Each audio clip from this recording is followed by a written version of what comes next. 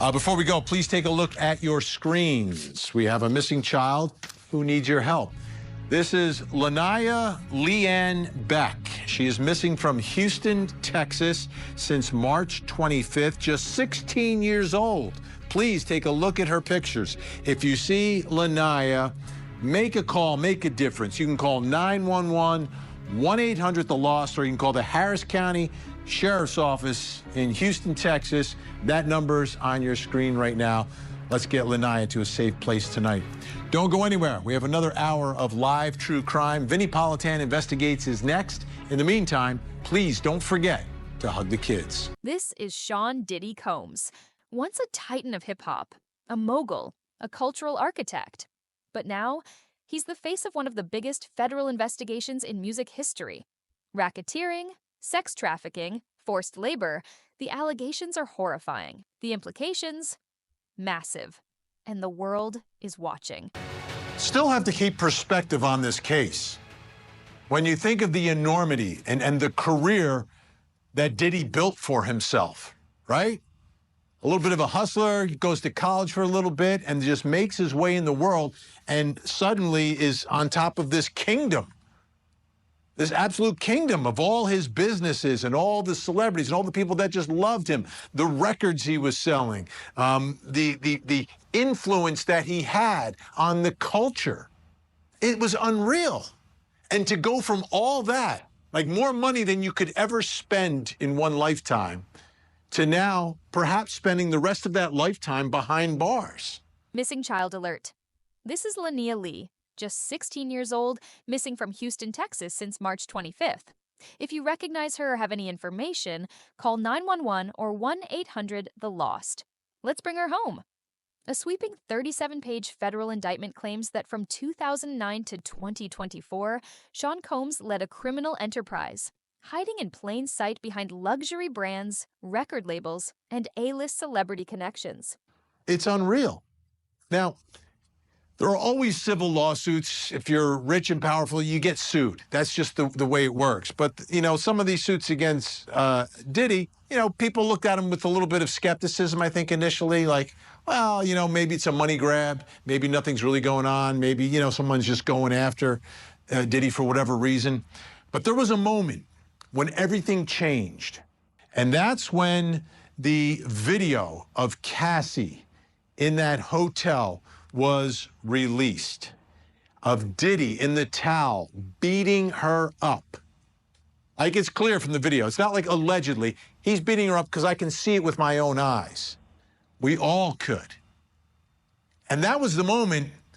According to the authorities, this wasn't just music and fashion.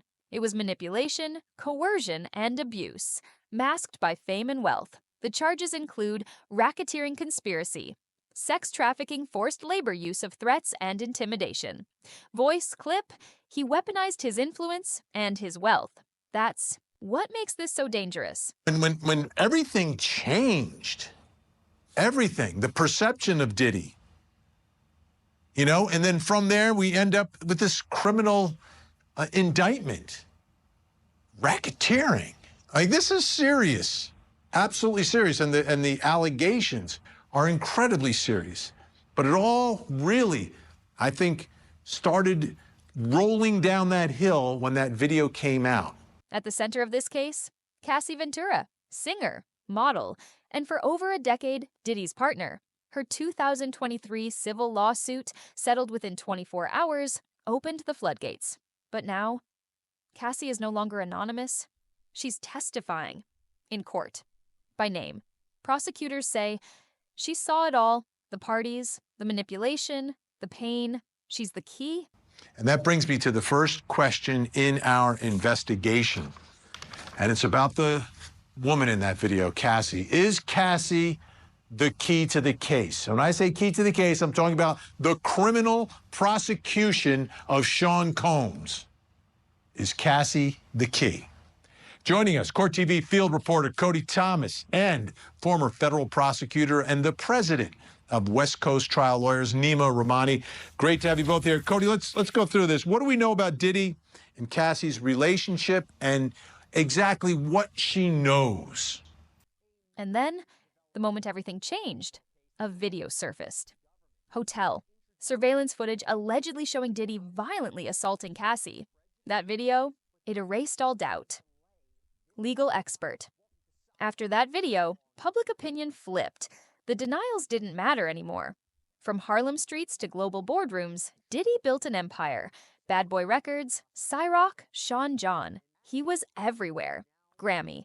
Stages, Super Bowl ads, Met Gala carpets. But behind the scenes, prosecutors claim, was a man running a dark empire. One built on fear, power, and secrecy. Montage of video clips, mansions, private islands, freak-offs, wild sex parties, now under federal investigation. Cassie's legal filing, it was a nightmare. I was trapped in plain sight.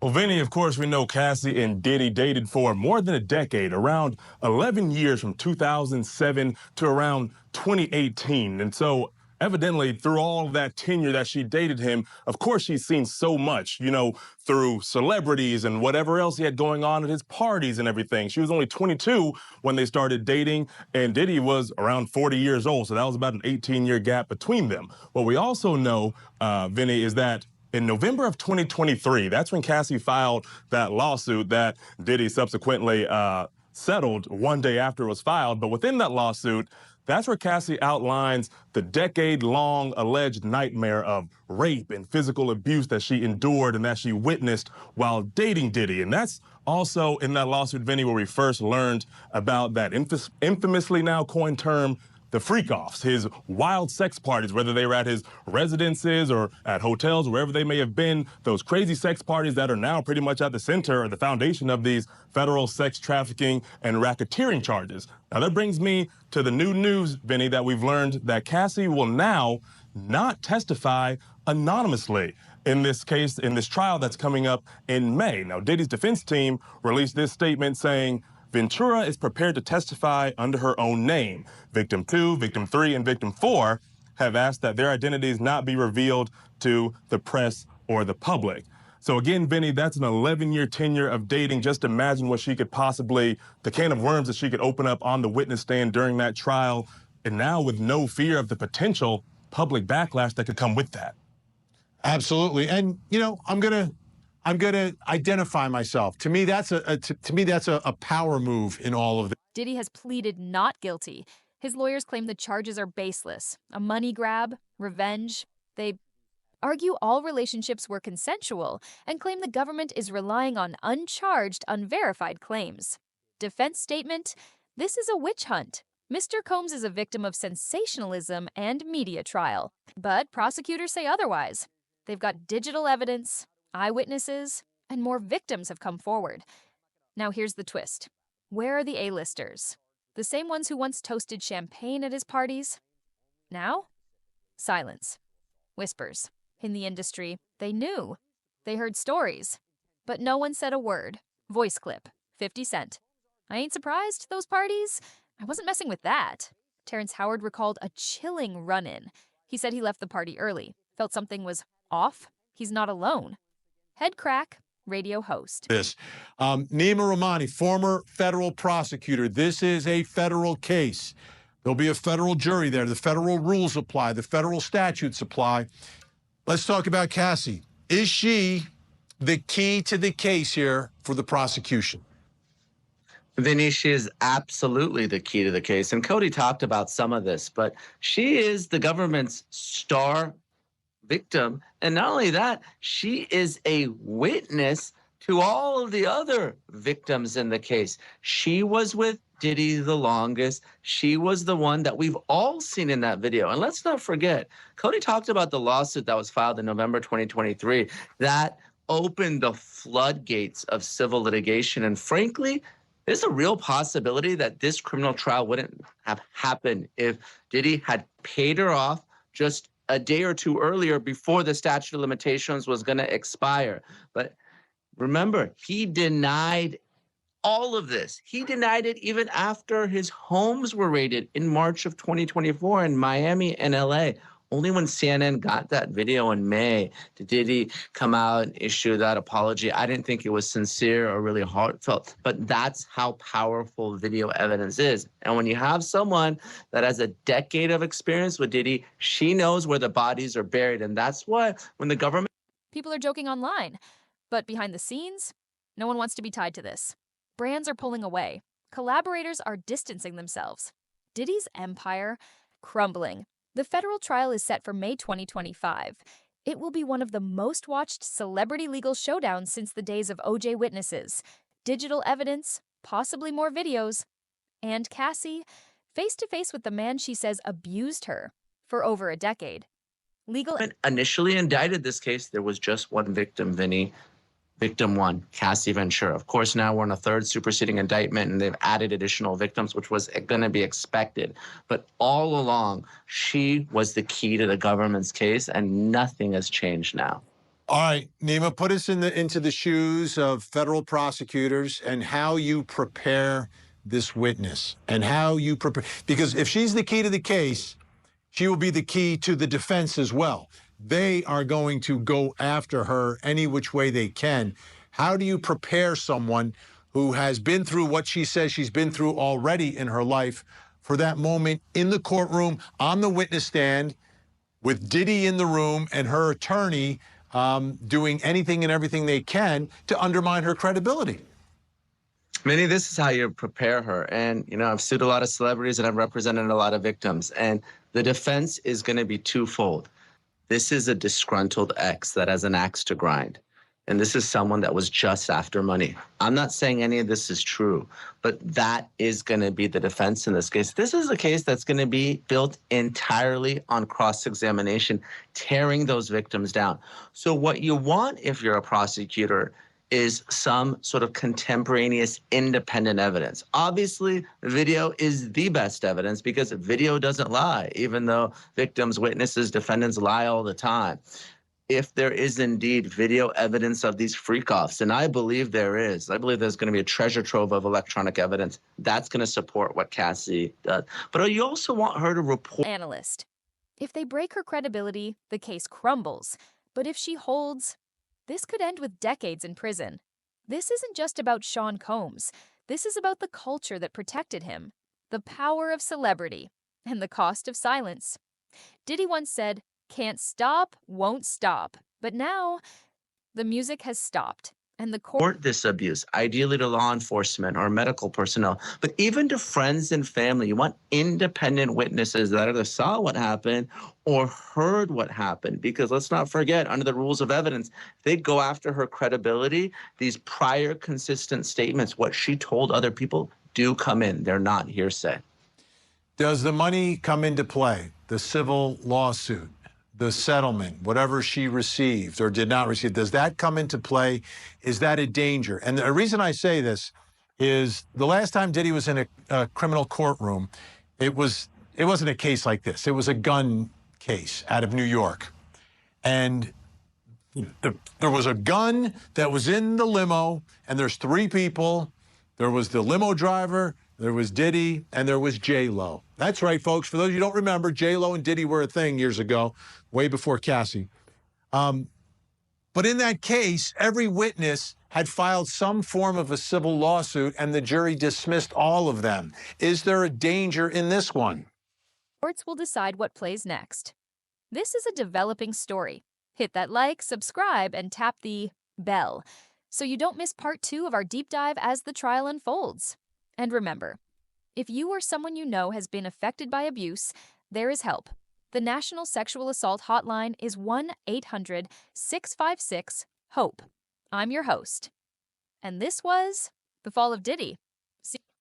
There's a real danger, Vinnie, and that's why, as a current civil plaintiff's lawyer, I don't like my clients filing civil lawsuits before the criminal case resolves, because they get subject to cross-examination, because we know that it was an 8-figure settlement. We don't know the amount. Was it 20 million? Was it 30 million? It was a significant sum of money. So the defense is going to come out and say, you have 20 or 30 million reasons to lie, Cassie Ventura. You shook this guy down who was your ex.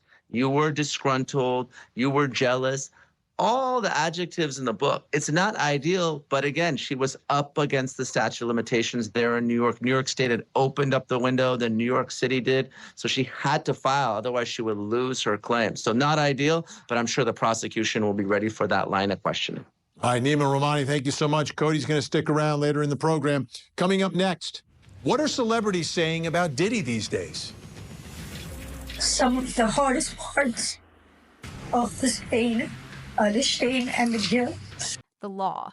And it always seemed like it was going to be something in that round that was going to bring him down and not these things. And you know, sometimes the myth can take on the character or a life of its own. And you know, certain things are tall tales, but then when you start hearing about certain things in a flow, in a certain order, and you start connecting certain, that's kind of the last scene in The Usual Suspects, that the coffee cup falls and you're like, oh wow. So that probably happened because of that. This is all making sense now. And then you just put it together. That is a classic analogy. It's perfect. Thank you. All right, Dennis, fire. Let me ask you. Let's just say this turns out the way it could and cracks as it may turn out, that he walks. What's going to be the reaction from the celebrity world to post not guilty Diddy if he's walking around? I would say, if they didn't do it then, they're not doing it now. There's no support to Diddy now like there was when Ye went through his situation. I don't see Stevie J out there rallying around Diddy right now for whatever reason. I think the celebrities that, let's just say the term, they turned their back on him. Ability to function properly, being blamed, questioned, and threatened has often made me feel worthless. That's one of Diddy's accusers, Thalia Graves, talking about something that happened 20 years ago with her attorney, Gloria Allred. That was a press conference they had at the time that they were going after Diddy in a civil suit. But there's a lot.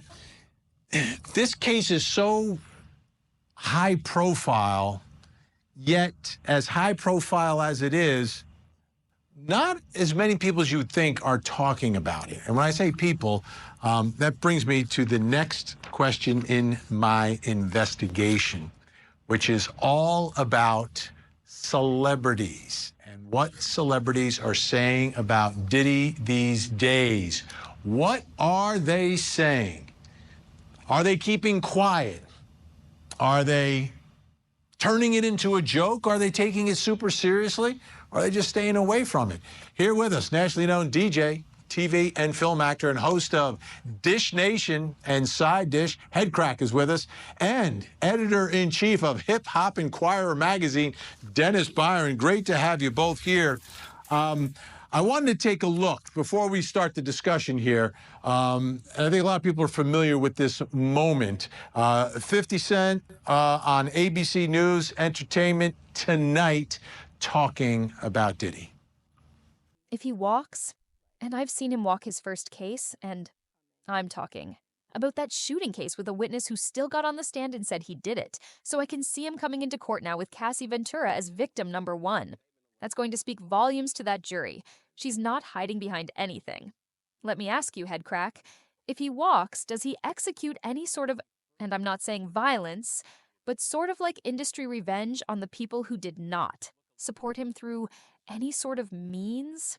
And I'm not talking about violence. I'm talking about, you know, not getting someone a deal or making sure someone's music doesn't get played or something like that. I mean, I think if he does manage to escape the situation from a legal standpoint, what you'll get is a weaker version of Diddy than you had prior to him going in. I think a lot of this, listen, there's a lot of bad people who operate within the space of entertainment and music, even sports, right? And sometimes, depending on how deep you read into certain conspiracies, there's a theory that people in power go after someone when they make noise over there, and sometimes the game has a way of trying to bring you down or humbling you a little bit. So I don't even know if he has the ability to make things shake for people like he did back in '97. It showed. He was having a hard time getting his music going. We know now he'd be out in full on top. Yet you said you weren't a part of that lifestyle, you weren't going to the parties. So what makes you so absolutely sure that these kinds of allegations that we've seen against him are true? Well, I'm surprised by the allegations, as surprised as everyone else is. Like, I didn't make the allegations. I didn't tell people to say these things. It comes out, I see it in the news like everyone else. But I did feel uncomfortable with the way you represent the idea of going to these projects. To come party with me. Yeah. And then that swayed me away from it. Okay, so what's going on in the world of entertainment and celebrities? Head Crack, I'll start with you. From your perspective, like, what are celebrities saying? Who's talking? And what are they saying about Diddy? And then it kind of waned. And you know, with the last Bad Boy star or the last Sean Puffy Combs-produced artist we saw, you know, the magic is a little bit gone. That's why people find themselves doing brand deals and everything else, other than music, because it seems, for a lot of people, to be a business of diminished returns. All right, Head Crack and Dennis, fire. Gonna stick around. Later in the show coming up next, we continue our investigation of Sean Puffy Combs, a man who had a fall from grace unlike any we've seen in years. He was top of the world, tons of money, celebrity friends, millions of fans. Now, he's not even the most popular inmate in his jail. What happened to Diddy? Here's the story. Sean Diddy Combs, a towering figure in the music industry, became renowned not only for his chart-topping hits, but also for his extravagant white parties. These exclusive gatherings, characterized by their white dress code. Well, you know, there's the story that came out the other day with Terrence Howard saying that he had a very unique, and I'll leave it at unique, encounter with Diddy where, you know, he was under the impression that, you know, he wanted to learn how to act from Terrence Howard, and he was describing the tale as, like, just very weird. He was just staring at me. And then, like, and it took a while for Terrence Howard's assistant to be like, yo, man, I think something nefarious is about to go in. I'm being very, like, you know, speaking in code here. And he ended up bouncing. And, you know, and a lot of people far and large, you know, seem to be making punchlines out of the situation. But I think the reason why that you don't hear a lot of celebrities really like doubling down and leaning hard on it, because a lot of people feel like Diddy's going to probably walk. Wow. Dennis Byron, from your perspective, what do you hear that the folks in Hollywood, the folks in the world of hip hop, the folks in the world of music and TV and everything else, what are they saying about Diddy? Attracted a constellation of celebrities and were emblematic of appealing to high society. However, beneath the glamorous veneer, darker allegations have surfaced.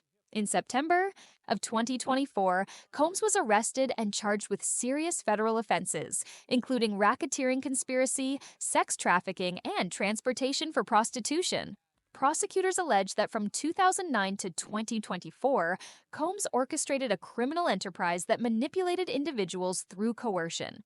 Central to these allegations are the so-called free coffee parties, lavish events reportedly involving non-consensual sexual activities and illicit substances.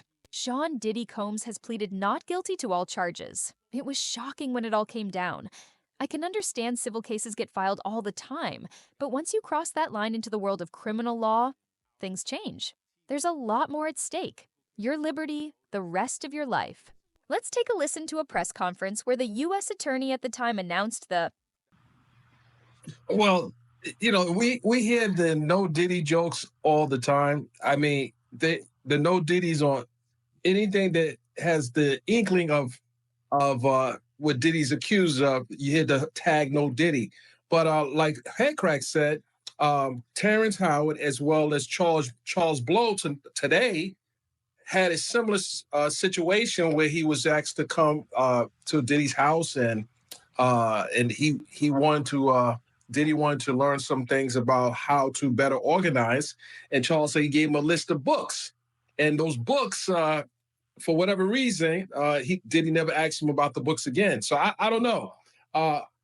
You know, he's a family man. He has children. You know, and I'm gonna again give him the benefit of the doubt, even though we did see the video of Cassie, but that's not what he's charged with. That video is not what he's charged with. He's charged with some very serious charges, and we have to focus on what he's charged with, and not making light of what happened to Cassie, but that throwing that in the mix is going to be really hard for him to come across as this docile, non-violent guy. Now, here's rapper DaBaby. Is that how you say it, DaBaby? I think I said it right. DaBaby, yeah. All right, good. DaBaby, D-Baby. on the podcast Club Shay Shay on YouTube. Crime. Now, in 2025, we may look back at something from 2015 or 2005 and say it was wrong. But back then, we didn't look at it that way. So, folks, let's look at it from that lens. Maybe he didn't think this was wrong. Maybe he's a terrible human being. But is he a criminal? That's the question. Does the fact that he's a celebrity help or hurt him in court? I think it helps him in this situation. I think the jurors are going to... I was at a party at Diddy crib in LA. This was the beginning of 2020. You know what I mean? Diddy had put everybody else out the crib, like the influx of people he had put them out. But he had took a liking to me in particular around the time, man. It was really, you know what I mean, like putting his arm around me. Right. So he had put majority of the people out. So, Head Crack, I'm wondering, like, from my perspective, right? I am not in the midst of all of this, right? Following it culturally and everything else and what's happening in Diddy's world. But once this happened, obviously it's on my radar. Was this on anyone's radar before the headlines, before the indictment, before the Cassie video? Was there anything out there like, hey, this guy's going to get in trouble someday? To be extra careful when looking at the evidence. They know there's a lot of scrutiny on this case and that their decision will be judged. What kind of juror is the defense looking for? You're better off with people who can relate to Diddy, people who like his music. You're probably better off with minority jurors. Obviously, you don't want an elderly jury, you don't want conservative suburbanites, you don't want folks who are overly educated and disconnected from the culture. What's the chance of a hung jury 0 to 10? If I were into stocks, I would have sold all my stock in Diddy a week ago. I can't put a number on it, but it's rough. Let's take a look. I've got another one here for you. Head Crack, you ready? Here's NBA star LeBron James commenting on Diddy parties in this video that was uploaded by Jamel, a.k.a. Jamal, on YouTube. Hey, happy Easter to all y'all over there, man. What's up, man? Happy Easter. We want to tell you we miss you playing, doing your thing on the court. But just you've been a leader in the community. Congratulations on everything you're doing with the schools. I got a couple of schools myself, so we in the fight together for the education, saving our communities. Man, like everybody know ain't no party like a Diddy party. So yeah, that's what's up. All right, Head Crack, what's really going on there? I mean, it's a mixed bag narrative. I mean, the slogan "Ain't no party like insert person's name here" party has been said a bunch of times. So if people want to take that soundbite and run it out of context, go crazy. However, before that, they would talk about doing things in communities, in schools, and things like that. I think sometimes because of the craziness of crimes and allegations, we do sometimes forget about the good things that people do. What do we really know about the parties? We've heard jokes, rumors. But what do we really know? I've covered a lot of these parties. He gives great parties. And he was describing these free coffee parties. What you see? This guy was having orgies, no different than Hugh Hefner and some of the big names of old Hollywood. Even Bill Cosby. They had wild parties. Everyone was invited to those parties. Do I think they had those parties? Absolutely. Do I believe he coerced people to stay at those parties? I'm not sure. He always talked about locking doors. I don't know about that. That's a little scary. Because that's not as exciting as the nefarious things that people get accused of doing.